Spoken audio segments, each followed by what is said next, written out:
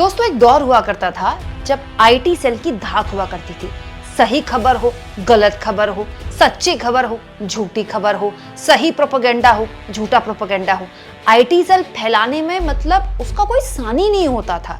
IT cell इतनी बड़ी ताकत थी ना बीजेपी की कि आप ये समझ लीजिए कि बीजेपी को सोशल मीडिया में इतना बड़ा जो प्रचार प्रसार बीजेपी का खड़ा हुआ और जो एक पूरा का पूरा मोदी का एक पूरा ऑरा खड़ा हुआ, उसकी सबसे बड़ी जो ताकत है वो आईटी सेल है। लेकिन आज एक ऐसा दौर है दोस्तों जब ये आईटी सेल, जिसकी ताकत अब भी उतनी है लेकिन उसकी धार खत्म हो चुकी है, और अब उसकी धार जानते हैं कौन खत्म हो रहा है? मेन स्ट्रीम मीडिया खत्म कर रहा है, बड़े बड़े अखबार खत्म कर रहे हैं, दैनिक भास्कर जैसे अखबार खत्म कर रहे हैं। दोस्तों कल से स्मृति ईरानी सहित पूरा का पूरा बीजेपी आईटी सेल के प्रमुख अमित मालवीय, सोशल मीडिया में जो बीजेपी की बात आगे बढ़ाने वाले लोग हैं, वो राहुल गांधी के एक भाषण की क्लिप शेयर कर रहे हैं।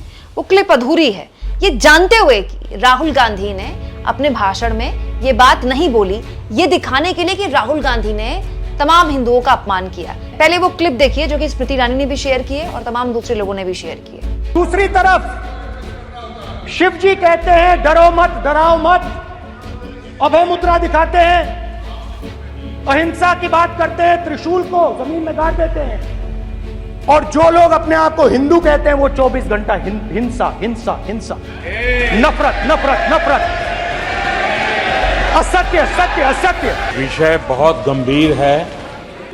पूरे हिंदू समाज को हिंसक कहना ये गंभीर विषय है।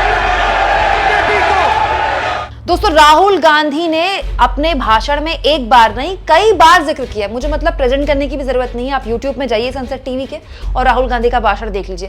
कई बार राहुल गांधी ने कहा कि जो ठेकेदारी है हिंदू धर्म की वो बीजेपी, आरएसएस और मोदी जी ने नहीं ले रखी है। मोदी जी पूरा हिंदू समाज नहीं है, आरएसएस पूरा हिंदू समाज नहीं है, बीजेपी पूरा हिंदू समाज नहीं है, ठेकेदारी आपने नहीं ले रखी है। ये शब्द थे राहुल गांधी के, जिसके पहले पीएम को खड़ा भी होना पड़ा था। उसके बावजूद भी राहुल गांधी को लेकर ये प्रोपेगेंडा लगातार जारी है। पता नहीं ये लोग समझ क्यों नहीं पा रहे हैं कि ये जो 11 और 10 सेकंड की क्लिपें काट काट के वायरल करते थे ना, अब वो मामला खत्म हो गया है, अब वो दौर भी जा चुका है, और इस कदर जा चुका है दोस्तों कि देश के एक बड़े अखबार ने ही आज छाप दिया कि सच्चाई क्या है। दोस्तों इस अखबार को देखिए, दैनिक भास्कर, जिसके आज के फ्रंट पन्ने में छपा है कि राहुल गांधी ने क्या कहा और मोदी जी ने क्या कहा।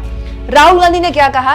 हिंदू हिंसा नहीं कर सकता पर भाजपा 24 घंटे कर रही है, नफरत नफरत, हिंसा हिंसा, यही बोला था राहुल गांधी ने, याद है आपको? और ठीक उसके बगल में दैनिक भास्कर ने छाप दिया क्या?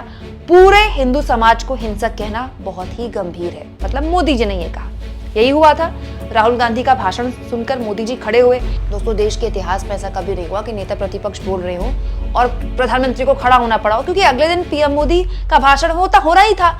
मोदी जी चाहते तो राहुल गांधी को उसमें जवाब दे सकते थे, लेकिन मोदी जी से रहा नहीं गया।